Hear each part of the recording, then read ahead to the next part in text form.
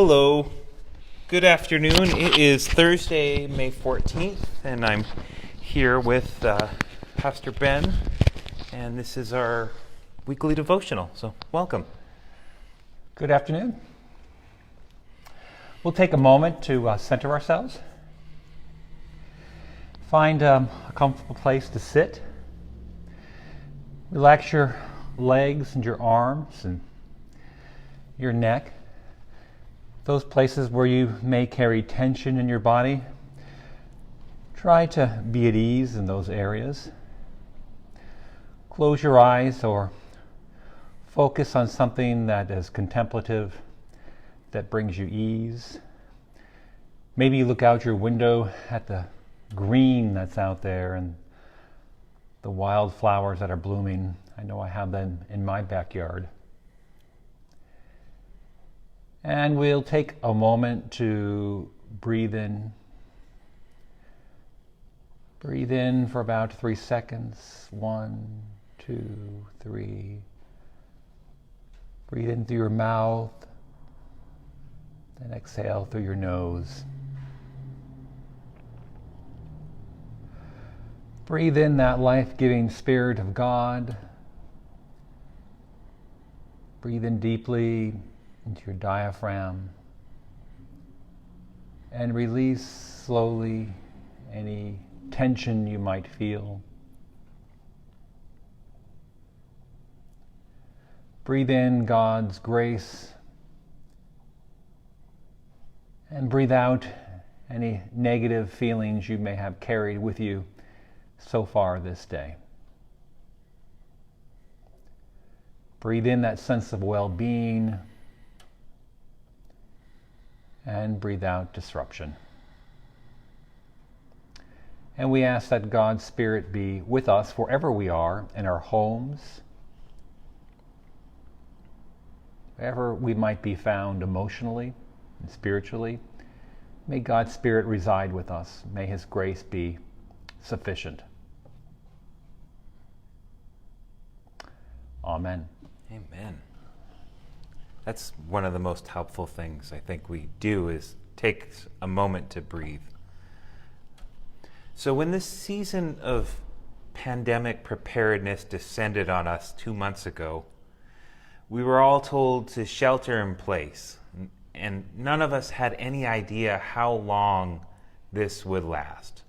Churches closed first for a couple of weeks, then a month, and now as a denomination we're looking at least June 15th before we open up in our area after 3 full months of closure. And even then, as Ben outlined for us on Tuesday, it's a long road back to the misty, watercolored memories of the way we were. We all need to, and we will need to enact measures to make sure the most susceptible among us are not vulnerable to infection. But as time has stretched on, I've noticed that people in our area have become less careful. We're not social distancing quite as much and not always wearing masks when we're out shopping. Across the country, we've observed protests and demonstrations to open everything back up. Loud voices shouting that it's their constitutional right to congregate and flash them pearly whites. Now, I know there are some real concerns about what the closure is doing to the economy and the effect on our well-being. And we weren't made to live in isolation forever. Mostly, we are tired. Tired of being careful, tired of staying home, tired of it all. Tired.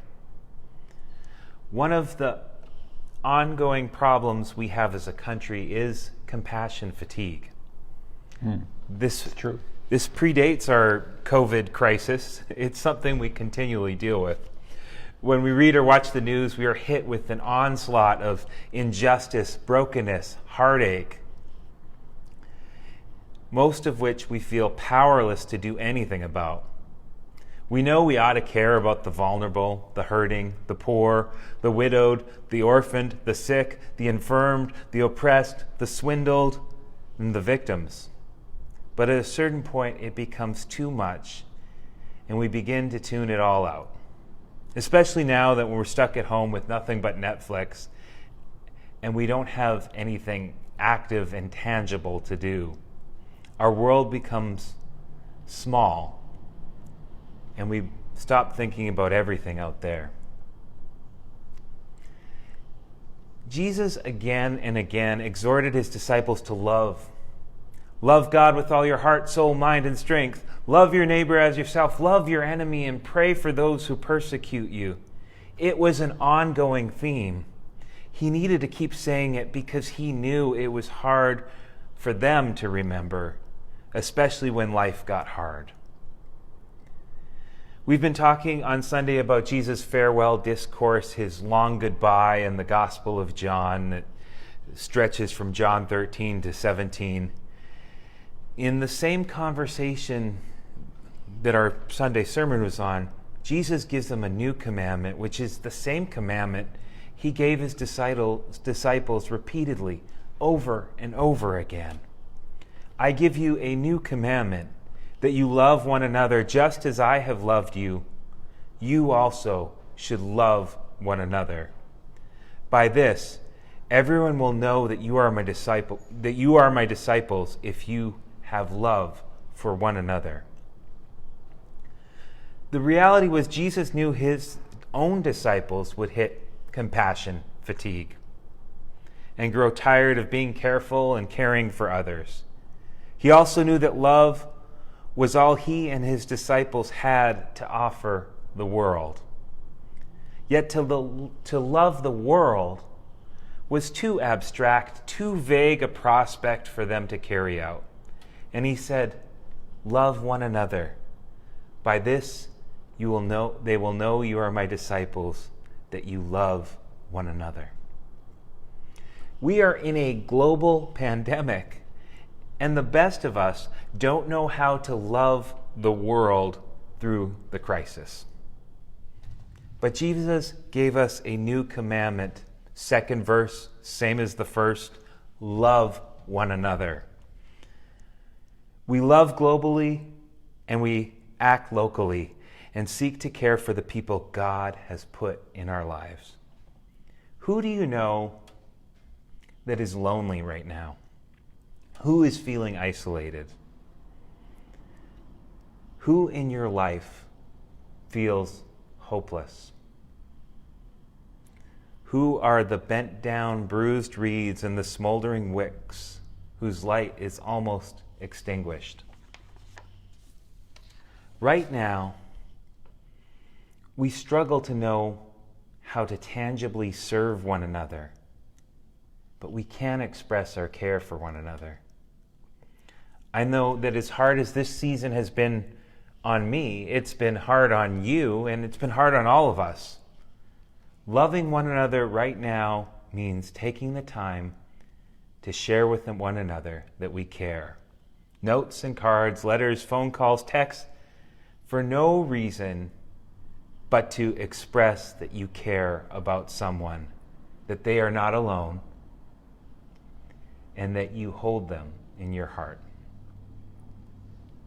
I would like to challenge each of us to think of somebody, maybe just one person in our lives, to connect with and express to them that they are cared for.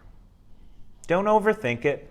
Simply telling someone they are missed, that you've been thinking of them, may be enough to express to them that they are loved. You can pray for them, and don't worry if you don't know what or how to pray for them. When we intercede for another in prayer, what we're really doing is holding that person in God's presence.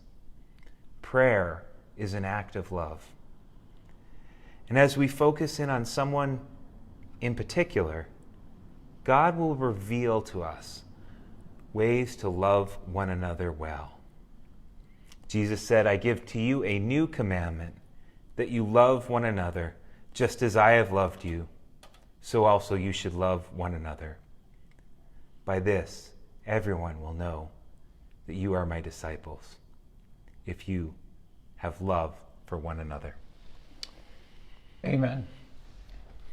Thank you, James. That's it in a nutshell. That's our command, to love That one is. another.